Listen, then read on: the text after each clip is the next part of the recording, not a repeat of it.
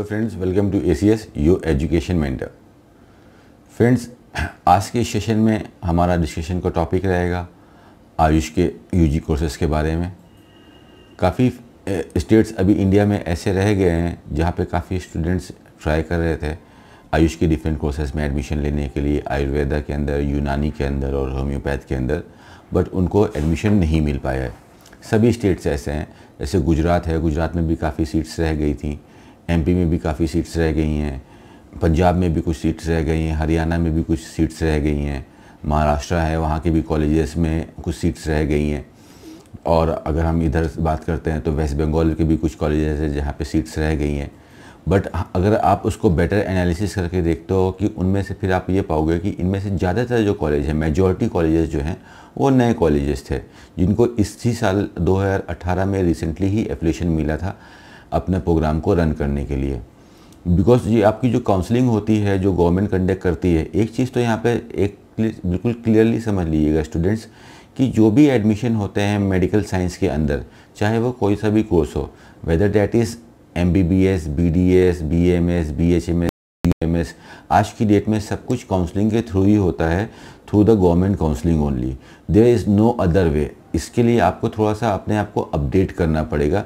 Previously पहले के सालों में ऐसा होता था कि इंडिया में कॉलेजेस के पास राइट्स थे कि एडमिशन दे सकते थे डायरेक्टली, बट आज की डेट में ऐसा ख़त्म हो गया है पूरी तरह से। गवर्नमेंट इसको इम्प्रोवाइज़ कर रही है और बेटर तरीके से खुद से ही काउंसलिंग करा रही है।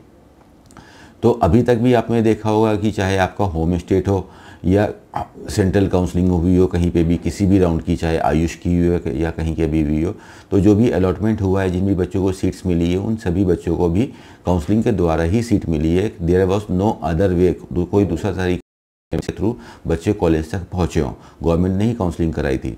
बट अगर हम जब काउंसलिंग की बात में करते हैं तो काउंसलिंग का ऐसा रहता है फ्रेंड्स कि counselling is a like lengthy process.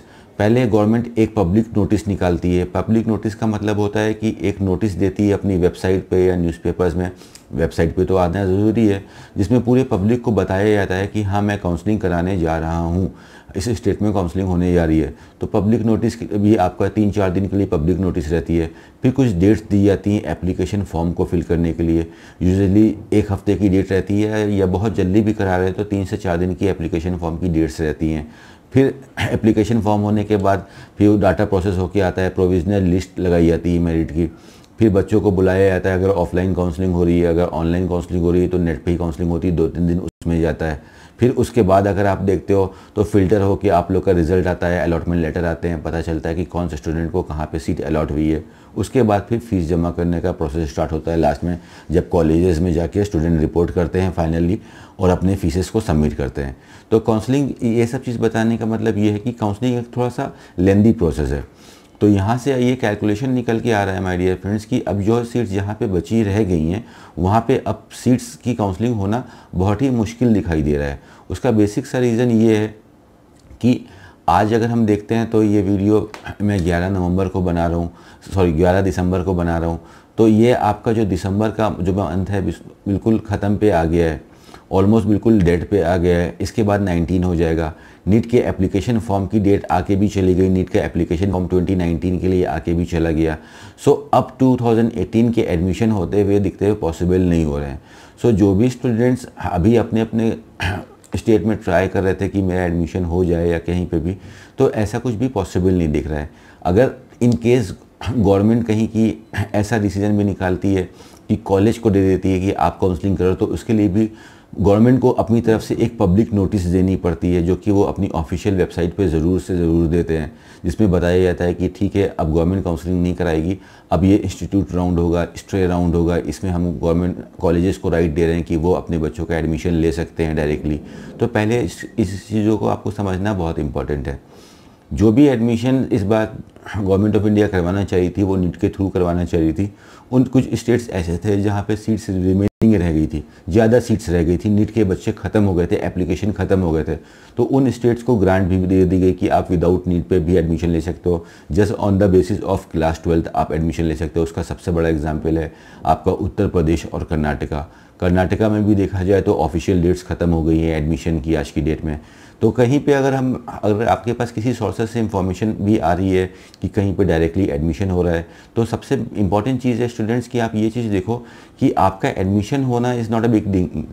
जो मेन चीज़ है कि आपका एडमिशन प्रॉपर वे से हो रहा है, आपको आगे चल के 1 महीने 2 महीने बाद कुछ प्रॉब्लम तो नहीं होगी कि आपका एडमिशन कैंसिल हो जाए, आप बाहर हो जाए। वो तभी होता है जब हम सिर्फ एडमिशन के पीछे लग जाते हैं और ये नहीं देखते हैं कि क्या हम प्रॉपर वे से ऑथराइज वे से एडमिशन की तरफ जा रहे हैं। तो ऑथराइज वे आज की डेट में तो सिर्फ यही बचा है कि the government counselling is the only authorise way. और अगर कुछ भी ऐसा नोटिफिकेशन आता भी है तो गवर्नमेंट एक पब्लिक नोटिस के द्वारा बताती है कि दे रहे हैं कि किसी को कि वो एडमिशन ले सकते हैं। तो फ्रेंड्स, इसका बेसिक सा रीज़न ये था कि अगर आप यूपी में भी देखो तो यूपी के लिए एक लास्ट डेट दे दी गई है 20 दिसंबर की। उत्तर प्रदेश की लास्ट डेट है 20 दिसंबर की जहाँ पे तक एडमिशन हो सकते हैं। बट ये नोटिस भी जो गवर्नमेंट ने निकाला था, इसका भी जो जजमेंट आया था वो 15 नवंबर को जजमेंट आ गया था, यानी कि 35 डेज़ पहले ये जजमेंट आया था। उसके बाद 1 महीने का टाइम दिया गया था बिकॉज यहाँ पे नंबर ऑफ़ सीट्स बहुत ज़्यादा थी, 4000 के आसपास सीटें रिमेनिंग थी। अगर ये सीट्स को फुल नहीं किया जाता तो यूपी स्टेट में प्राइवेट कॉलेजेस के इस साल एडमिशन होना पॉसिबल नहीं दिख रहे थे, इसलिए यहाँ पे ये चीज़ डेट दी गई है। तो यहाँ पे ये चीज़ बिल्कुल क्लियर हो जाती है कि अभी आपको का एडमिशन आपके स्टेट में काउंसलिंग होना इज़ नॉट लुकिंग पॉसिबल दिखाई नहीं दे रहा है, क्योंकि अगर हम जो भी डाटा कलेक्ट कर रहे हैं, जो भी एनालिसिस कर रहे हैं, तो वो उसके अगेंस्ट ही जा रहे हैं। तो यहाँ पे अगर ऐसा कोई स्टूडेंट है जो अपना ईयर को वेस्ट करना नहीं चाहता है, या किसी ने नीट का एप्लीकेशन फॉर्म नहीं भर रखा है 19 का, इसी सब चक्कर में उसने नीट का एप्लीकेशन फॉर्म भी मिस कर दिया है, वो साल रिपीट नहीं करना चाहता है और वो चाह रहा है कि मेरा एडमिशन इसी साल हो जाए आयुष के डिफरेंट कोर्सेज़ के अंदर, लाइक आयुर्वेद में हो जाए या होम्योपैथ में हो जाए या यूनानी साइंस में हो जाए, तो यूपी एक प्लेटफॉर्म है जहाँ पे आप बच्चे अभी भी एडमिशन ले सकते हो। यूपी की जो गवर्नमेंट वाली काउंसलिंग थी वो काउंसलिंग अभी स्टार्ट है, चल रही है। वो संडे से स्टार्ट हो गई थी आपकी 9 दिसंबर से 9 तारीख, 10 तारीख और 11 तारीख, आज तीसरा दिन है। यूपी की काउंसलिंग लगातार चल रही है, बच्चे जा रहे हैं लखनऊ में और अपने सीट्स को ले रहे हैं। कल 12 नवंबर और परसों 13 नवंबर को भी ये काउंसलिंग होंगी यूपी तक। बट इस राउंड के बाद भी 5 दिन ग्रेस टाइम जो कॉलेजेस को मिला है उसमें भी आप लोग के पास सीट्स अवेलेबल रहेंगी। According to our calculation, like अगर हम देखते हैं तो 625 सीटें वैसे बच रही थी और कुछ बच्चों ने, काफ़ी बच्चे गलतियां कर रहे हैं जो सीट नहीं ले पा रहे हैं, तो लगभग यहाँ पे 800 से 900 सीटें अभी भी रिमेनिंग रह जाती हैं। तो अगर आप अपना ईयर वेस्ट नहीं करना चाहते हो और आपने नीट का एग्ज़ाम भी नहीं दिया है, आपने नीट को मिस कर दिया था, आप नीट में क्वालिफाई नहीं हुए, आपने नीट का एग्ज़ाम भी नहीं दिया और आप एडमिशन लेना चाहते हो, अपना ईयर को वेस्ट नहीं करना चाहते हो, तो स्मार्ट डिसीज़न यही होता है कि हम फ्यूचर के बारे में मत सोचें कि आगे क्या होगा। जो सामने से मिल रहा है, जेन्युइन वे से मिल रहा है, वहाँ पे जाके आप एडमिशन ले लोगे तो समझदारी रहे इसी में दिखाई दे रही है। सो यूपी में आप सभी बच्चे एडमिशन ले सकते हो। Bachelor of Ayurvedic medical science, bachelor in homeopathic medical science and bachelor in यूनानी मेडिकल साइंस, तीनों कोर्सेज में यहाँ पे अभी भी कुछ सीटें अवेलेबल हैं। तो जो भी इंटरेस्टेड स्टूडेंट्स हैं यूपी के लिए अपना मुंह मोड़ सकते हैं, चाहे वो एमपी से हो, गुजरात से हो, महाराष्ट्र से हो, पंजाब से हो, हरियाणा से हो, वेस्ट बंगाल से, बिकॉज यहाँ से सारा स्टूडेंट का फ्लो आ रहा था जो हमारे चैनल पे भी आके बार बार पूछ रहे हैं स्टूडेंट्स कि क्या अभी मेरे को सीट मिल सकती है कि नहीं मिल सकती है। तो फ्रेंड्स, आपके स्टेट में तो अब पॉसिबल नहीं दिखाई दे रहा है बिकॉज अब बहुत ही शॉर्ट टाइम बचा है इस ईयर को ख़त्म होने में, और 2019 में 2018 के एडमिशन हो ऐसा तो बिल्कुल पॉसिबल सेंस ही नहीं है इस चीज़ में। आप भी अगर सोचते हो कि 2019 में 2018 के एडमिशन हो, ये सेंस नहीं है बिकॉज अब तो नीट के भी एप्लीकेशन फॉर्म ख़त्म हो गए हैं। तो आप में से अगर कोई भी ये स्टूडेंट ऐसा हो जो इस वीडियो को देख रहा हो, सेशन को सुन रहा हो, तो और आप एडमिशन लेने के लिए इंटरेस्टेड हो, अपना ईयर को वेस्ट नहीं करना चाहते हैं, आपने नीट का एग्ज़ाम नहीं दिया है या आप नीट का एग्ज़ाम दे के भी क्वालिफाई नहीं है, बिकॉज नेक्स्ट ईयर भी इसी पैटर्न से काउंसलिंग होगी कि पहले गवर्नमेंट बेस्ट स्टूडेंट को छांटती है। जो काफ़ी बच्चे बोलते हैं नीट क्यों लगता है, बिकॉज ये गवर्नमेंट को कराना ज़रूरी है, बिकॉज गवर्नमेंट की एक रिस्पॉन्सिबिलिटी होती है कि अपनी कंट्री में अच्छे डॉक्टर्स बनाएं, क्वालिटी डॉक्टर्स बनाएं, नॉलेजेबल डॉक्टर्स बनाएं, इसलिए वो नीट के एग्ज़ाम की प्रायोरिटी देती है। बट इन केस अगर नीट क्वालिफाइड बच्चे नहीं मिल पाते हैं और उसके बाद भी सीट बचती है तो गवर्नमेंट को मजबूरी में अगर ज़्यादा सीटें बचती हैं तो ये चीज़ देनी पड़ती है। उसके लिए भी गवर्नमेंट या कोर्ट्स बाउंडेड नहीं है। तो फ्यूचर में भी आपका जो एडमिशन होगा that will be on the basis of NEET, और इसकी कोई गारंटी नहीं कि फ्यूचर में क्या होगा। सो अगर आप ईयर को वेस्ट नहीं करना चाहते हो तो आप यूपी की तरफ आप देख सकते हो और यूपी में एडमिशन लेके अपना साल को बचा सकते हो और 2018 से ही एडमिशन को अपना कर सकते हो। You will easily get a seat over here अगर आप प्रॉपर वे जानते हो कैसे आपको सीट लेना है, कैसे आपकी फॉर्मेलिटीज़ करनी है।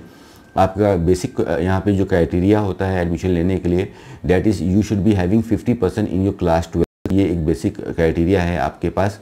अगर आप अदर स्टेट से बिलोंग करते हो तो पीसीबी फिजिक्स केमिस्ट्री बायोलॉजी होनी चाहिए, उसमें भी आपके 50% होने चाहिए और ओवरऑल में भी आपके 50% होने चाहिए। इंग्लिश भी आपके पास मैंडेटरी है, इसमें इंग्लिश में भी आपके 50% होने चाहिए। अगर कोई बच्चा यूनानी साइंस में एडमिशन लेना चाहता है, BUMS में लेना चाहता है तो उसके पास क्लास 10th में उर्दू का सब्जेक्ट होना चाहिए। बस एक एडिशन यही एक चीज़ है। अगर आप प्राइवेट बोर्ड से हो, NIS से हो, ओपन से हो तो भी आप एलिजिबल हो एडमिशन लेने के लिए। इसमें भी ऐसे कोई रूल्स एंड रेगुलेशन नहीं है कि आपका प्राइवेट बोर्ड है तो आप एडमिशन नहीं ले सकते हो। 30 ईयर्स तक की एज है आपकी तो भी आप इसमें एडमिशन ले सकते हो। तो ये सारे रूल्स एंड रेगुलेशन है गवर्नमेंट की गाइडलाइंस के अनुसार। जैसा कि गवर्नमेंट की गाइडलाइंस है आप इसकी नोटिफिकेशन को इसकी ऑफिशियल वेबसाइट पर भी चेक कर सकते हो। डेडलाइन क्या है यहाँ पे DIR ayushupneet.com ये इसकी ऑफिशियल वेबसाइट है, इस पर भी जाके ये सब चीज़ों को चेक कर सकते हो। तो friend, if you are still waiting for your admission you can take the admission in Uttar Pradesh. और अगर आप लोगों को कुछ डाउट्स हैं, कुछ प्रॉब्लम है, कुछ चीज़ अभी भी नहीं समझ में आ रही, उस पर और क्लैरिफिकेशन चाहिए तो आप हमारे कमेंट बॉक्स के सेक्शन में जाके कमेंट दे सकते हो। अगर आप लोग में से जो भी क्वेश्चंस ज़्यादा क्वेश्चंस निकलते हैं, जो भी सेंसिबल क्वेश्चन रहते हैं, उसके ऊपर हम एक प्रॉपर वीडियो बना के ही आप लोग की हेल्प कर देते हैं। जो कुछ क्वेश्चन सेंस नहीं करते हैं उसको हम रिप्लाई नहीं करते हैं तो आप हमारे कमेंट बॉक्स में भी आके हमारे रिप्लाई कर सकते हो। और अगर आपको और ज़रूरत पड़ती है तो आप हमारी कंसल्टेंसी सर्विसेज को भी हायर कर सकते हो। काफ़ी फ्रेंड्स ने इस बार हमारे ACS से जुड़े हमारा कंसल्टेशन लिया and they are studying in different colleges of India in the course of MBBS, BDS, Ayush के कोर्सेज में। काफ़ी पूरे इंडिया के लोग हमारे चैनल पे आते हैं, देखते हैं और उनको एक सही गाइडलाइंस मिलती है। तो आप हमसे भी जुड़ सकते हो और हमारे थ्रू भी हमारा सर्विस चार्ज लेके भी सर्विसेज भी लेके भी आप एडमिशन यहाँ पे यूपी में ले सकते हो ईजिली। सो आज के लिए इतना ही फ्रेंड्स। जिन बच्चों का एडमिशन नहीं हुआ है फ्रेंड्स, अगर आप ब्लेम करते हो अपनी गवर्नमेंट को कि उन्होंने ऐसा क्यों किया, यहाँ पे सीट रह गई, तो ब्लेम करने से आपकी प्रॉब्लम रिजॉल्व नहीं होगी, आपका एयर वापस नहीं आएगा।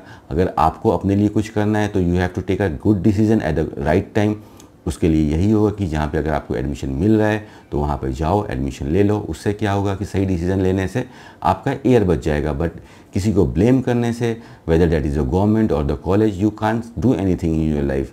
That is a wastage of your energy. This is the right decision. तो आज को इस वीडियो को यहीं पे ख़त्म करते हैं। आगे मिलेंगे और अच्छी जानकारी के साथ और इन्फॉर्मेटिव वीडियो के साथ। Thank you very much for giving your valuable time. Keep smiling friends.